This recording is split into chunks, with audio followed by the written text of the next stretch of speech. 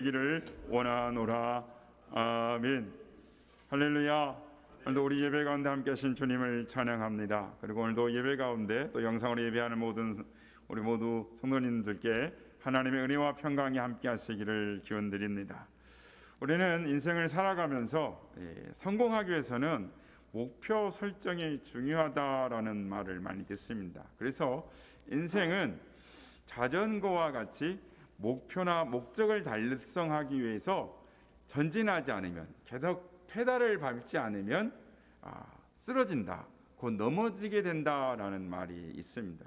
그렇습니다. 사람은 목표가 있어야 합니다. 그것이 작든 크든, 그것이 장기적이든 단기적이든 목표가 있어야 하는 것입니다. 사람은 마음의 목표가 뚜렷해야 합니다. 그래야 흔들리지 않습니다. 마음의 목표가 뚜렷해야 어려움이 와도 견딜 수 있고, 장애물이 있어도 당장 눈앞에 보이지 않아도 흔들리지 않고 끝까지 완주할 수 있습니다.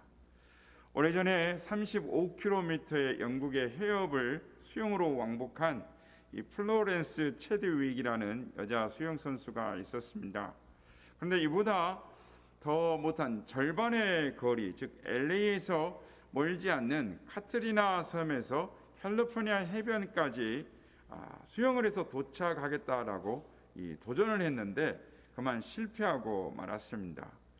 중간에 포기하고 구조선을 타고 해변에 도착했는데, 해변에 도착해 보니 자신이 포기한 지점이 해변에서 500m도 미처 안 되는 거리였다라는 것을 알게 되었습니다. 기자들이 플로렌스에게 왜 실패했느냐라고 묻는 질문에 아주 교훈적인 대답을 했습니다. 추위 때문도 아니었습니다. 피곤함 때문도 아니었습니다. 사실 안개 때문이었습니다. 더 정확하게 말하면 안개 때문에 목표를 볼 수가 없었기 때문이었습니다 라고 말했습니다. 플로렌스는 2달 후에 재도전을 합니다. 그날에는 첫 번째 도전할 때보다 날씨가 안개가 더욱 짙게 깔렸고, 또한 시간이 흘렀기 때문에 물도 차갑고 더 조건이 안 좋은 악조건이었습니다. 그런데 도전에 성공을 합니다. 기자들이 또 물었습니다. 이번에는 저번보다 더 안개가 짙고 조건도 좋지 못했는데 어떻게 성공할 수 있었습니까? 라고 묻자, 이번에는 제 마음에 분명한 목표가 있었습니다. 안개 너머 아름다운 캘리포니아 해변 광경이 제 마음에 있었습니다 라고 대답을 했습니다. 짙은 안개에도 불구하고 분명한 목표를 보고 있었던 것입니다. 마음의 목표를 그리고 있었기 때문에 눈앞에 장애가 있고 더 어려움이 있어도 흔들리지 않았던 것입니다. 미래에 대한 꿈과 비전이 있는 사람은 결코 흔들리지 않는다라는 하나의 신뢰를 보여주는 사건이다라고 할 수 있는 것입니다. 그렇습니다. 우리의 신앙에도 목표가 있어야 하는 것입니다. 베드로전서 3장 15절에 보면 베드로 사도가 너희 마음에 그리스도를 주로 삼아 거룩하게 하고 너희 속에 있는 소망에 관한 이유를 묻는 자에게 대답할 것을 항상 준비하라라고 말씀합니다. 그렇습니다.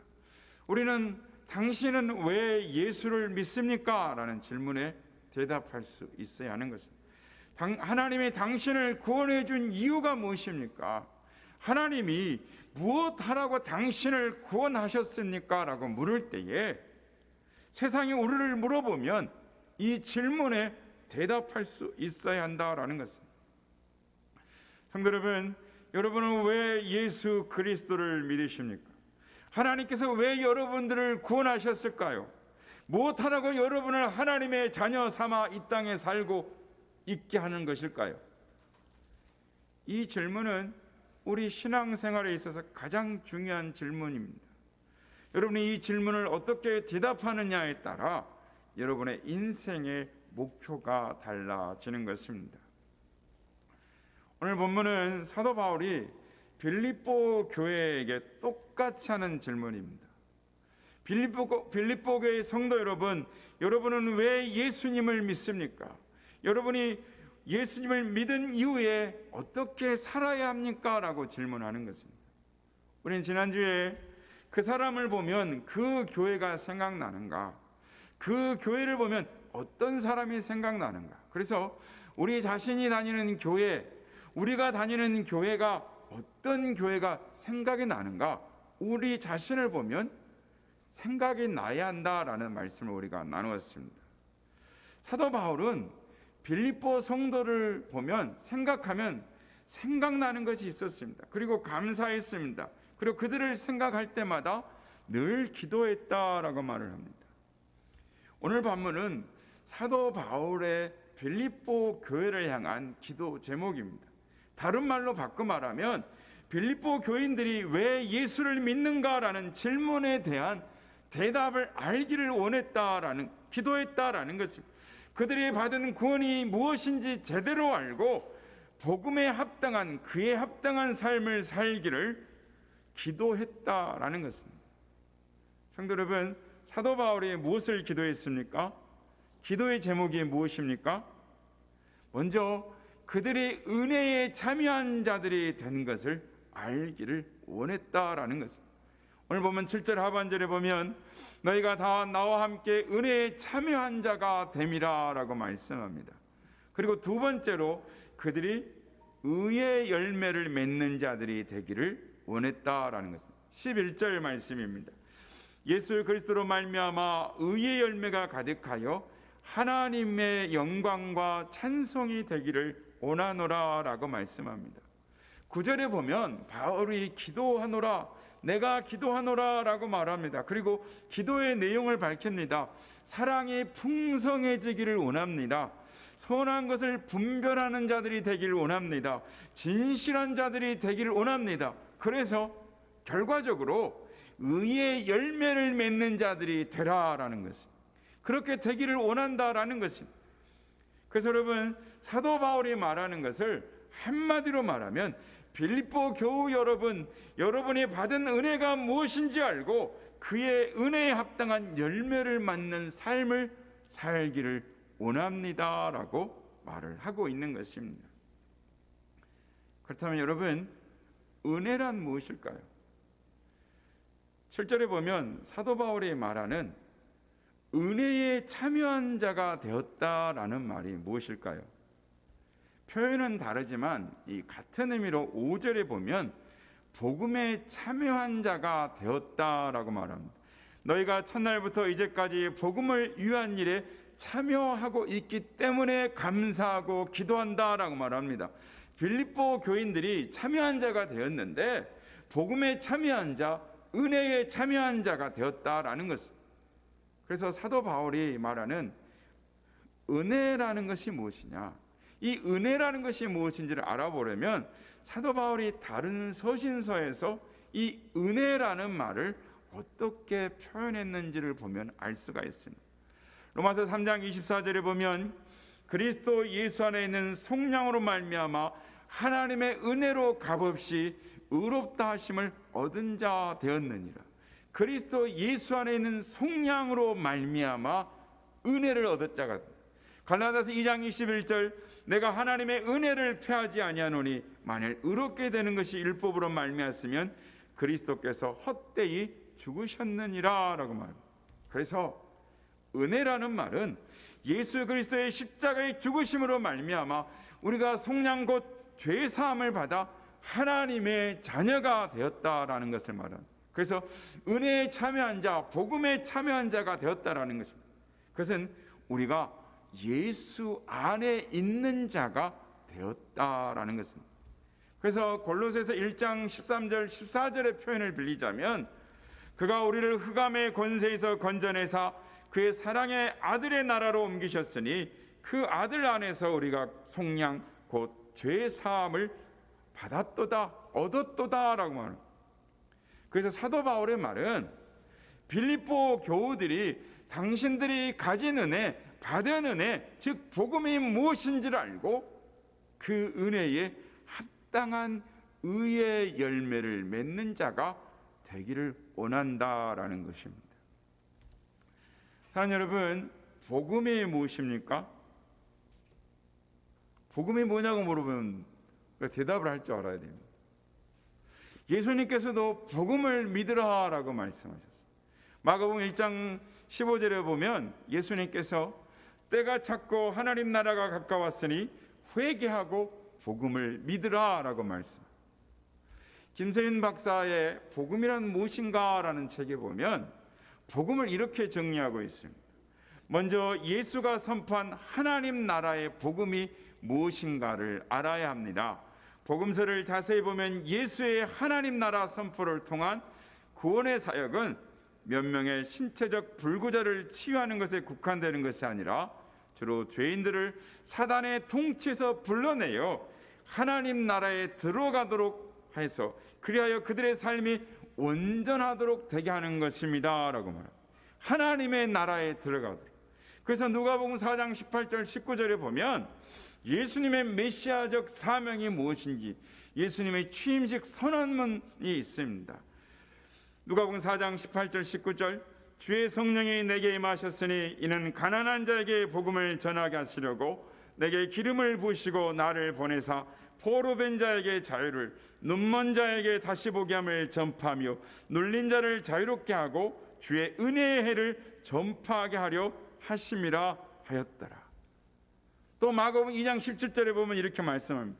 예수께서 들으시고 그들에게 이르시되 건강한 자에게는 의원이 쓸데가 없고 병든 자에게라야 쓸데가 있느니라. 나는 의인을 부르러 온 것이 아니요 죄인을 부르러 왔노라 라고 하십니다.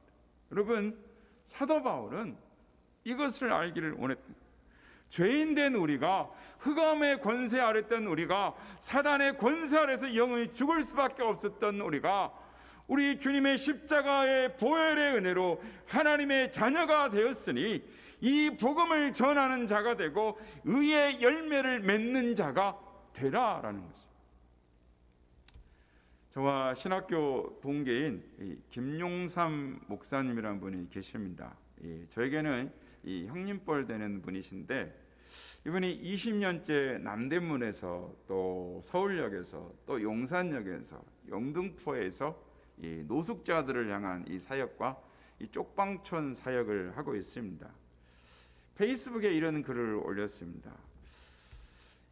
이번 주에도 이 서울역에서, 즉 남대문 쪽에 있는 서울역에서 노숙자들의 머리를 이발하고 또 면도를 해드리면서 복음을 전했다라고 합니다. 내용에 보면 이런 글이 있습니다. 이발을 마치고 얼굴을 물티슈로 씻겨드리고 알로에 로션을 발라드리고 거울을 보여드린다. 빙그레 웃는 모습이 참 좋다. 장가 가도 되겠는데 주변 노숙자들이 거든다.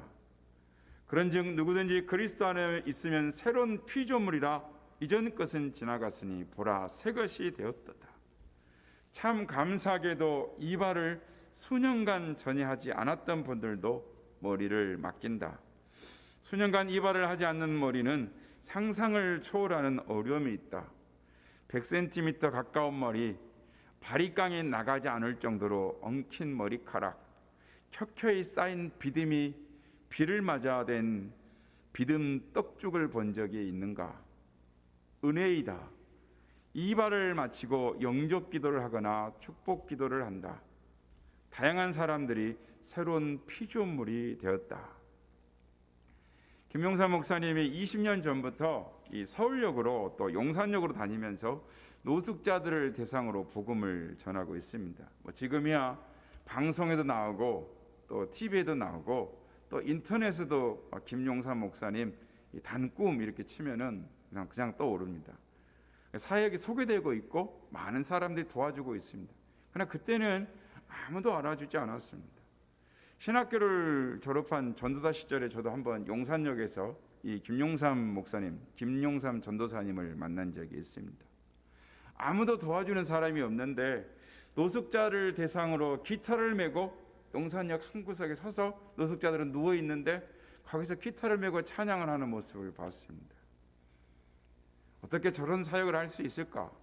또 얼마나 갈까? 이런 생각을 하고 가까이 가서 용삼이 형 고생해요. 참 날씨도 추운데 참 고생하세요. 그리고 수고하라 그러고 헤어진 적이 있습니다. 그런데 지금은 많은 분들이 이분의 사역에 동참을 하고 있는 것입니다. 페이스북을 내용을 읽다가 마음에 와닿는 내용이 또 하나 있었습니다.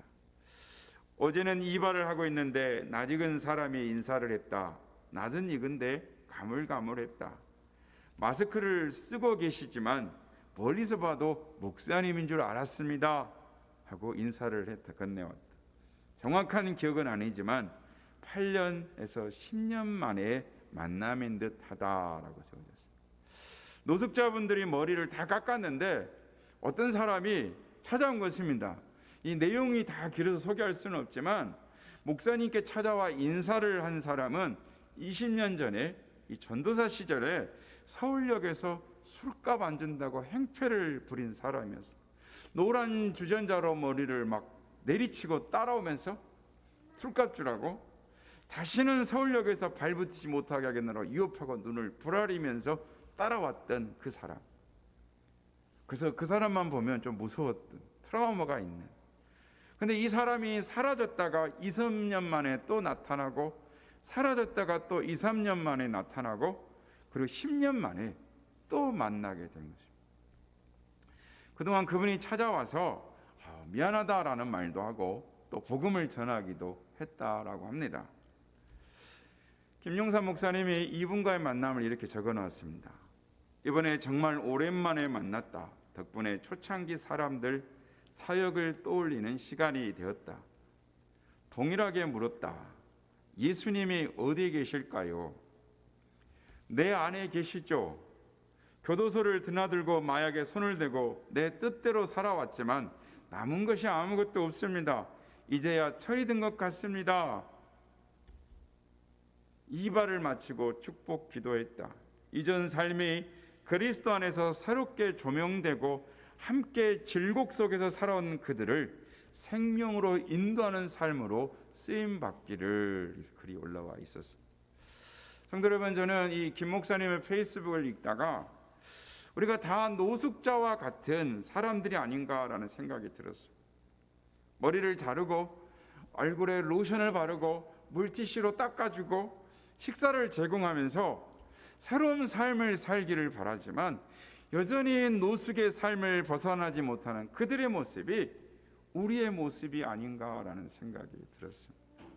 복음을 알지만, 은혜를 입은 자가 되었지만, 예수 그리스도 안에서 새로운 피조물이 되었지만 여전히 죄 가운데 있고 세상 욕심을 따라서 나의 이기적인 욕망과 필요에 따라서 주님 앞에 나타났다가 사라지고 나타났다가 사라지고를 반복하면서 죄악길에서 벗어나지 못하는 우리의 모습이 노숙자의 모습 아닌가라는 생각이 들었습니다.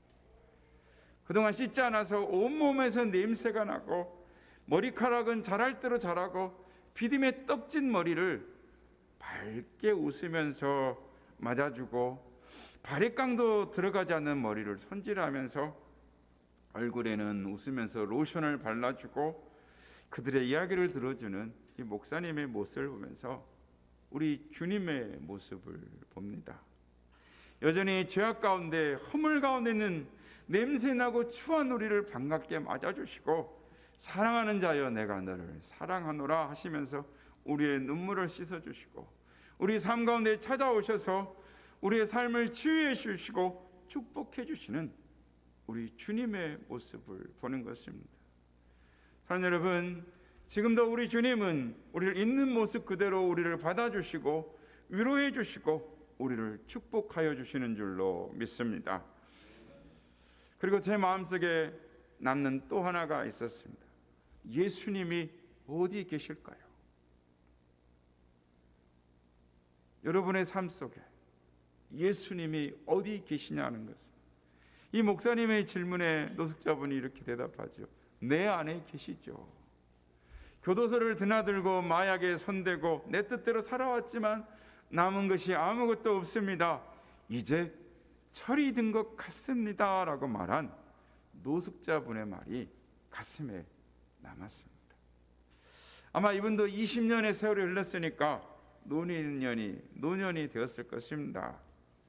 우리는 세월이 흘러가면서 철이 드는 것 같습니다. 내 하고 싶은 대로 내 뜻대로 살아보지만 남은 것이 없습니다. 그때서야 철이 드는 것이죠. 여러분, 우리는 대답을 해야 합니다. 나는 무엇을 위해서 살아왔는가? 나는 왜 예수를 믿는가? 예수를 믿고 어떻게 살아왔는가? 예수님은 나의 삶 속에 지금 어디에 계시는가?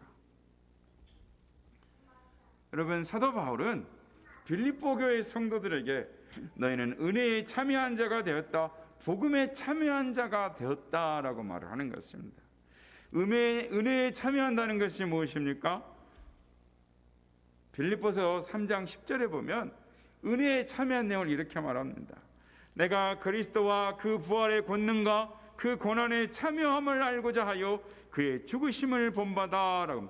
은혜에 참여하는 거 뭐냐면 그의 고난에 참여함을 알고자 하는 것.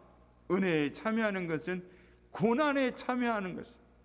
데살로니가전서 1장 6절 또 너희는 많은 환난 가운데서 성령의 기쁨으로 말씀을 받아 우리와 주를 본받는 자가 되었으니 너희는 많은 환난 가운데서라고 말합니다. 은혜에 참여한다라는 것은 주님의 고난에 참여함으로 주님을 본받는 것이다 라고 말합니다. 많은 환난 가운데서 기쁨으로 말씀을 받는 것이다 라고 말합니다. 사랑하는 여러분, 우리 선한 이웃교회는 은혜를 알고 은혜에 참여하는 교회가 되기를 원합니다. 우리 교회 주보 앞면에 보면 우리 교회 모토가 되는 말씀이 있습니다. 누가복음 10장 27절 주 너의 하나님을 사랑하고 또한 내 이웃을 내 자신과 같이 사랑하라. 선한 사마리아인이 강도 만난 사람을 구해준 것 같이 인생의 강도 만난 사람들, 신앙의 강도 만난 사람들, 경제적으로 강도 만난 사람들, 인간관계에서 강도 만난 사람들, 그 사람들을 하나님의 사랑으로 건져내는 교회, 선한 영향력을 끼쳐서 하나님께 영광 돌리는 교회가 되기를 소망해서 이 말씀 위에 교회를 세웠습니다. 강도 만난 사람을 도와주는 선한 이웃이 된다는 것이 어찌 쉬운 일이겠습니까? 은혜를 나눈다는 말이 말처럼 쉬운 것이 아닙니다. 자기 희생이 있어야 합니다. 자기 십자가를 지고 따르는 고통과 눈물이 있어야 하는 것입니다. 우리는 교회를 시작하면서 이런 질문으로 시작했습니다. 이 땅에 수많은 교회가 있는데 왜 우리가 또 교회를 시작하는가? 특별히 모두가 어렵다고 하는 이 코로나 시대에 왜 하나님은 우리를 이곳에 세우시는가? 우리 이 땅에 참된 교회, 하나님을 사랑하고 이웃을 사랑하는 교회, 신앙과 삶이 일치해서 우리 행위를 보고 세상에 하나님께 영광 돌리는 세상의 빛과 소금 되는 교회를 세우기 위해서 시작했습니다. 성도 여러분, 저는 우리 교회가 하나님께서 이 시대에 이 땅에 필요해서 선한 이웃교회를 세워주셨다라고 믿습니다. 전에도 한번 말씀드린 적이 있지만 작지만 사회에 많은 반향을 일으키는 선한 영향력 가게와 같이 우리 교회도 금천구 23만을 섬기고 한국교회에 선한 영향력을 끼치는 교회가 되기를 소망합니다. 우리는 지역사회에 필요한 교회, 지역 주민과 함께하는 교회가 되기 위해서 기도하며 노력하고 있습니다. 지난주에도 말씀을 드렸지만 우리 교회 집사님들이 금천구 마을 공동체 사업에 지원해서 응모해서 선정이 되셨습니다. 또 그리고 또 지역의 청소년을 위해서 무엇을 할 수 있을까 해서 우리 집사님이 또 금천구 청소년 모임에 또 위원으로 들어가서 활동을 하고 계십니다. 저는 우리 교회 집사님들이 기도하고 심는 이 작은 씨앗들이 반드시 싹이 나고 자라나고 열매를 맺게 될 줄로 믿습니다. 저는 지난달에 교회 건물 옥상에 이 완두콩과 이 조롱박 씨를 심었습니다. 그러니까 지난달이면 5월이죠. 오후를 씨앗을 심는 것은 조금 늦은 감이 있습니다. 그래서 씨앗을 종자를 파는 분께 여쭤봤더니 지금 심어도 된다라는 것입니다. 그래서 이 종이컵을 한 24개 정도를 이렇게 해서 12개는 완두콩을 심고 12개는 조롱박을 흙을 채워서 심었습니다. 그리고 매일매일 물을 줬습니다. 그리고 일주일 정도 지나니까 늦었지만 완두콩이 싹이 나오는 것입니다. 새파랗게 가느다랗게 싹이 나오는데, 그런데 조롱박은 씨가 나오지를 않는 것입니다. 보름이 지났는데도 싹이 나오질 않는 것입니다. 마음속에 조바심이 났습니다. 씨가 썩은 거 아닌가? 씨를 너무 늦게 심은 거 아닌가? 혹시 종자가 오래된 걸 받아가지고 싹이 나지 않는 거 아닌가? 여러 가지 생각이 들었지만 계속 아침 저녁으로 물을 계속 주었습니다. 어느 날 새벽 기도를 마치고 옥상에 올라가서 보았는데 역시나 마찬가지입니다. 그래도 이 종이컵에다가 물들을 이렇게 주고 내려왔습니다. 그리고 아침에 출근해서 교회 옥상 위로 올라가 봤습니다. 그랬더니 새벽에는 싹이 없었는데 싹이 올라온 것입니다. 그것도 조롱박 씨가 4개나 올라온 것입니다. 그래서 제가 얼마나 반가웠던지 박수를 치면서 야 싹이 났다, 야 진짜 싹이 났다, 그러고 반가워서 박수를 쳤습니다. 그리고 며칠 전에 화분에 옮겨 심었습니다. 화분에 옮겨 심으면서 저는 완두콩하고 조롱박이 넝클이 우거져서 이 넝클이 올라가는 것을 생각해 보았습니다. 그리고 2달 후면 조롱박이 한 곳에 주렁주렁 매달려 있을 것입니다. 최근에 우리 교회도 이런 일이 생겼습니다. 주보에 교회 소식을 실었습니다마는 우리 교회가 보건복지부 산하 노인 의료 나눔 재단의 금천구 협력교회로 위촉을 받았습니다. 이력서를 넣어놓고 한 달이 넘었는데도 아무 연락이 없어서 이게 어떻게 된 건가 하고 기다리고 있었습니다.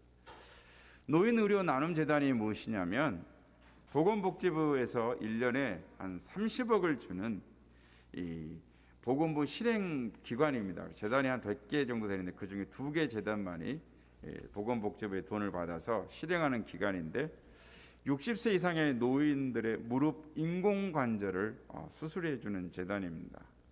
대상자는 기초생활수급자, 또 차상위 계층, 의료급여 대상자, 그리고 한부모 가정입니다.